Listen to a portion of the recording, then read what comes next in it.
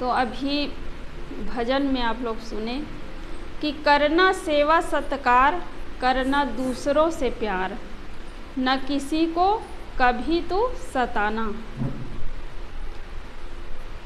दूसरों की हम सत्कार करें, दूसरों की सेवा करें और कभी किसी को नहीं सताना चाहिए, किसी को दुख नहीं देना चाहिए। केवल मनुष्य को ही नहीं, अन्य जो प्राणी है जो बोल नहीं सकता है, दूसरों के पास अपना दर्द नहीं बता सकता है, ऐसे जीवों पर दया का व्यवहार करना और मनुष्यों के साथ प्रेम का व्यवहार करना, और यही सबसे बड़ी पूजा है। हम पूजा तो करते हैं रोज़, हर आदमी किसी न किसी इष्ट को मानते हैं, किसी न किसी धर्म से जुड़ा हुआ है। कोई सदगुरु कबीर साहब के धर्म कहते हैं, अलग अलग धर्म नहीं होता है, धर्म कोई अलग नहीं है। कह देते हैं कि हम अमुक धर्म में जुड़े हैं, बौद्ध धर्म में जुड़े हैं। धर्म एक होता है, जिसके अंदर में दया है, दया धर्म का मूल है। जिसके अंदर में दया है वही धर्मवान है। धार्मिक तो लोग कहलाते हैं, धार्मिक कहलाते हैं, लेकिन दूसरों के साथ दुर्व्यवहार करते हैं, जीवों को तकलीफ देते हैं। हम देखते हैं कि देवी देवता के सामने ले जाकर के बलि दी जाती है, तो देवी कोई उस चीज़ की मांग नहीं करती है, लेकिन मनुष्य जो है अपने स्वार्थ के कारण जीवों की हत्या किया जाता है। तो उससे देवी क्या प्रसन्न हो सकती है? नहीं हो सकती है। कोई माँ हो, उसके सामने किसी बेटा की हत्या हो तो क्या सह सकती है? नहीं सह सकती है। तो ऐसे ही जीवों की बलि दी जाती है और धार्मिक कहलाते हैं। तो इससे भगवान कभी खुश नहीं हो सकता है। बल्कि आप मंदिर में ना जाए, भगवान की पूजा भले ना करें, लेकिन सबके साथ प्रेम का व्यवहार करें, दया का व्यवहार करें, तो ये सबसे बड़ी पूजा होती है। सदगुरु श्री अभिलाष साहब जी कहते हैं, दिल दया रहम को तजकर संध्या नमाज खाली है, प्राणी से बैर बनाकर ईश्वर पूजा जाली है। प्राणियों के साथ यदि बैर का व्यवहार करते हैं, बैर रखते हैं, दुश्मनी रखते हैं, तब क्या होगा? ये पूजा पाठ दिखावा मात्र होगा, ढोंग मात्र होगा। तो दूसरों को तो हम दिखा सकते हैं कि बड़े धार्मिक है, हम पूजा पाठ करेंगे, लेकिन जो सुख मिलेगा, शांति मिलेगी, तो आप अच्छे भाव से अच्छे कर्म करेंगे, तभी आपके मन में शांति मिल सकती है, सुख मिल सकता है। तो सबके अंदर में, हमारे अंदर में जो कचरा जमा हुआ है, राग है, द्वेष है, ईर्ष्या है, जलन है, आदमी दूसरों के सुख को देख करके खुश नहीं हो सकता है। एक आदमी जो है अपनी मेहनत की कमाई करके बहुत आगे बढ़ जाता है। जैसे भाई भाई हो, है ना, भाई भाई हो, तो एक भाई जो है मेहनत करके आगे बढ़ जाता है, तो दूसरा भाई उससे ईर्ष्या करने लगता है। ये नहीं सोचता है कि आखिर मेरा ही तो भाई है। तो दुनिया में देखते हैं, दुनिया से तो लोग प्यार करेंगे, दुनिया से तो अच्छा व्यवहार रखेंगे, लेकिन भाई भाई बात नहीं करते हैं।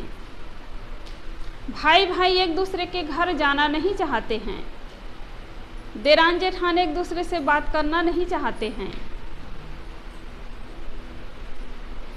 तो आदमी जो है सामने वाले को कभी ना देखे कि सामने वाले सुधरेंगे, सामने वाले पहले झुकेंगे। हमें सुख और शांति चाहिए, तो हम सामने वाले के पास जाकर झुके, पहले हम बात कर लें तो हमारी क्या हानि हो जाएगी? हानि नहीं हो सकती है, बल्कि हमारा लाभ ही होगा। कोई आदमी आपको उल्टा सीधा बोल रहा है, आप चुप रह जाइए, तो कितना देर आदमी बोलेगा? थोड़ा देर बोलकर शांत हो जाएगा। लेकिन सामने वाले भी शुरू कर दे तब वो चलेगा, कई दिनों तक चलेगा और आखिर में चुप होना ही पड़ता है। तो क्यों ना हम पहले ही चुप हो जाए? लड़ाई झगड़ा करके मन खराब हो जाता है, व्यवहार खराब हो जाता है और इससे घर का माहौल बिगड़ जाता है, बाल बच्चों में भी गलत प्रभाव पड़ता है। इसलिए सह लेने में कोई हानि नहीं है, बल्कि बोल करके अपनी हानि कर बैठते हैं। तो एक दूसरे के लिए सोचना चाहिए कि सामने वाले को सुख मिले, सामने वाला का लाभ हो। तो जो दूसरों को खिलाना जानता है उसका पेट अपने आप भर जाता है। जो दूसरों को देना जानता है उसको अपने आप मिल जाता है। आप किसी को प्यार देंगे तो प्यार मिलेगा, दुख देंगे तो दुख मिलेगा। इसमें भगवान का हाथ नहीं होता है, आपका ही हाथ होता है। लोग कहते हैं कि सत्संग में जाने के लिए जब बात करते हैं या कोई अच्छी जगह पर है वहाँ पर जाना चाहिए, तो क्या कहते हैं? साहब जी, ऊपर वाले की कृपा होगी, ऊपर वाले की कृपा होगी, भगवान की कृपा होगी तो ज़रूर जाएंगे। सत्संग के लिए भगवान की कृपा होगी और अन्य जगह जाने के लिए, शादी में जाने के लिए, छठी कार्यक्रम में जाने के लिए, मुंडन कार्यक्रम या कई कार्यक्रम होता रहता है हमेशा, उसके लिए आपकी कृपा होगी। लेकिन सत्संग है, जीवन सुधार है, वहाँ पर जाने के लिए क्या होता है? भगवान की कृपा होगी। तो भगवान की कृपा तो सदा है ही। हर भगवान चाहते हैं, हर संत जन चाहते हैं, गुरुजन चाहते हैं कि अच्छी जगह पर जाओ और वहाँ पर जाने के लिए आप कभी बहाना ना करें। जहाँ सत्संग होता है वहाँ पर नित्य जाओ तुम, हमें फुर्सत नहीं कहकर ये मौका मत गंवाओ तुम। तो ये मौका नहीं गंवाना चाहिए, समय को नहीं खोना चाहिए। आदमी सोचते हैं कि जब मैं स्वतंत्र हो जाऊंगा तब सत्संग में जाऊंगा, तो स्वतंत्र आप कभी नहीं हो सकते हैं। सोचते हैं कि बेटे की शादी कर दे, बेटी की शादी कर दे तब फ्री हो जाएंगे, लेकिन उसी घर में जाकर हम देखते हैं तो पहले स्वतंत्र रहे लेकिन उसके बाद और जकड़ जाते हैं और नहीं जा पाते हैं। वो नाती पोता है उसको देखना पड़ता है, बहू बेटे बाहर चले गए, घर संभालना बुजुर्गों की जिम्मेदारी हो गई, नाती पोता को झुलाना जो बुजुर्गों की जिम्मेदारी हो गई, तो ये फुर्सत नहीं मिल सकती है। तो इसलिए जब अपने पास काम तो है, काम कभी ख़त्म होने वाला नहीं है। कभी ये ना सोचे कि काम ख़त्म हो जाए तब हम जाएंगे, कभी नहीं हो सकता है। आजकल तो भौतिक उन्नति में सब लोग आगे हैं, तो काम तो बढ़ना ही है, काम बढ़ ही रहा है ना सबके घर में। जितने में काम चल जाता है उतना ही नहीं, दुकान में जाते हैं, देखते हैं सामान एकदम अच्छी अच्छी चीज़ें देखते हैं तो मन ललचा जाता है और वहाँ से खरीद करके ले आते हैं, तो घर में यहाँ पड़ा है वहाँ पड़ा है और उसी को उठा रहे, झाड़ू लगा रहे, फिर व्यवस्थित कर रहे हैं, इसमें समय चला जाता है। और कभी भी बाज़ार हो, मेले हो, कहीं पर भी जाए तो जब ज़रूरत हो तभी खरीदना चाहिए।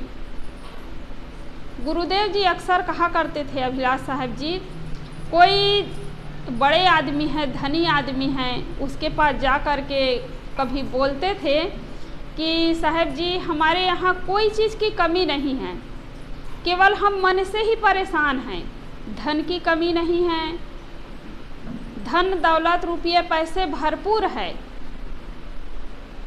तो अपनी प्रशंसा करते हैं खूब। तब गुरुदेव जी के मुख से क्या निकलता था, रुपये पैसे सब कुछ है तो बस कूड़ा कबाड़ ही भरा होगा।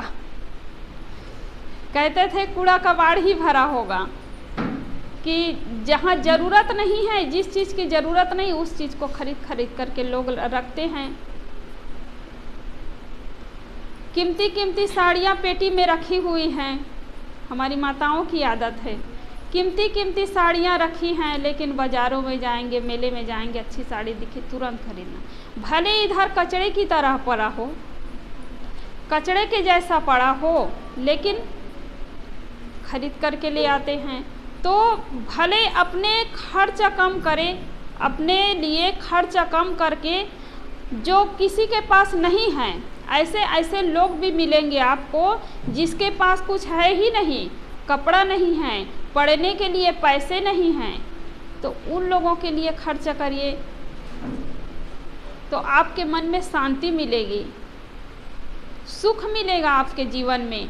जब समय बीत जाएगा, लगेगा अभी जब आप दान करते हैं, धर्म में अपने पैसे को लगाते हैं, तब आपको लगेगा कि मेरा रुपया चला गया, मेरा पैसा चला गया, लेकिन वो कहीं जाता नहीं है। कोई गुरुजन आते हैं, संत जन आते हैं, उसके पास देना चाहिए, वो पैसा धर्म में लगता है। जैसे कहीं आश्रम है, हम लोगों का आश्रम है, संतों को मिलता है, हम लोगों को मिलता है, तो आश्रम में ही लगता है। हम लोग क्या खर्च करेंगे बताइए?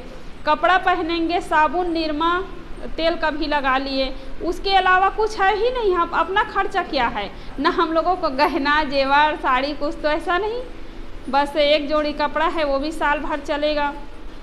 तो जितना कम हो सके, उसमें से जितना कम हो सके हम लोग खर्चा कम करते हैं, और वो पैसा परमार्थ में लगता है।